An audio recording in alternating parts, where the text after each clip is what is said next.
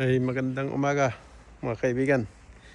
Ipapakita ko lang sa inyo yung pinagkakaabalahan ko ng kada weekend nung nakaraang taon. Ito yung tiny house na ginawa ko. Yan yung tiny house. Yan. Yan yung exterior niya.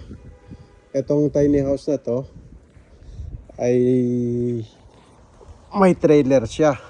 Yan, naka-trailer siya. So pwedeng hilain to. Palipat-lipat kung saan mo gusto i-pwesto. So yan yung exterior niya. Yan, may decking na rin siya. Yan. Ito pala may sleeping lap siya. Ito siya. Yan yung hagdanan niya papunta sa decking, papasok. Ito may heat pump. Yan. Ito yung sa gilid niya na isa. Yan. So, papasukin natin ito para maipakita ko sa inyo. Yan. Ito, may floor protection pa na nilagay ko para hindi madumihan. Wood planks pala ito. Yung side nito. Ayan, ganyan ah. Yan. Yan. Ang interior lining nito ay yung 12mm na ply. So, nakikita nyo, may gap siya. Tapos meron siyang itim dyan. Yung itim na yon, black tape yan. Nilagay ko lang yan para hindi kasi pwedeng pagdikitin ko yan kasi mag-crack lang yan eh. So, ang ginawa ko, ganyan. So, ito yung kanya. Kitchen area niya. Yan yung cooktop. Meron siyang exhaust. Ito yung sink. Yan yung lababo niya. May panakatakip pa siya.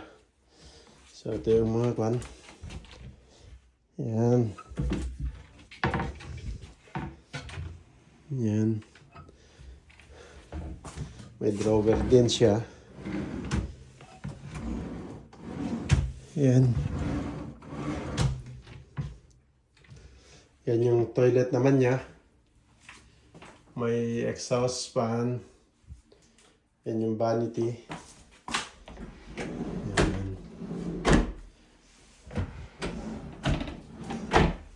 Yan yung shower niya. Shower area. Yan. Naka-tiles yan. Naka-tiles siya. Yan. At ito, may barn door siya. Nakaharang yun. Atras natin. Yan. Ganyan ang makikita pagkakuan. Yan. Meron din siyang fridge pala. Yan.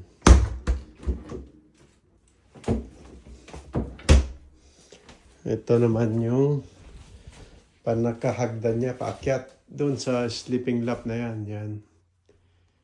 Yan. Akyat tayo. Ito, paghakbang nito, kailangan disiplinado ka. Left, right yan. Parang military lang. So, yan. Ito naman yung sleeping lap niya. Yan o. May foam na siya.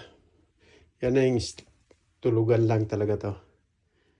Yan. Ang dimension pala nito, 2.4 yung interior na lapad niya. Tapos 4.8 yung haba niya. Ito may bintana siya. Ito. Meron din dyan. Yan. Puro double glaze lahat itong kwan nito. Itong salamin nito. Kaya napaka ganda ito sa winter. Yan. Saka talagang fully insulated ito. Mas maganda pa yung insulation nito kasi yung bahay ko. Yan yung kwan. Yung heat pump niya. Yan yung finish. Puro plywood lahat itong interior nito. Kasi ito, pagka ibiyahe kasi, kaya pinili ko ang plywood. Hindi siya nag-crack-crack kumpara dun sa jib. So, kaya itong pinili ko. Ito nyo naman, oh, yung floor niya. Yan. Naka-vinyl planks ito. Waterproof naman yan. Yan. May upuan. Itong upuan na to, sofa bed ito. Na-extend yan. Hinihila ko yan. Nag-extend, naging kama yan. So, pwedeng dito, matulog dito. Hanggang 5 person, 5 person. So, yan. Kompleto na siya. May toilet, may shower, may vanity, may lutuan, may fridge. Ayan, no. Buksan natin yung ilaw. Yan. May ilaw siya. Yan. Eto, bala kong pa Airbnb.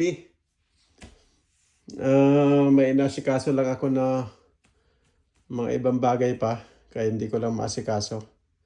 So, yun. Baka in the near future, ikukuhan ko ito na Airbnb. Yun.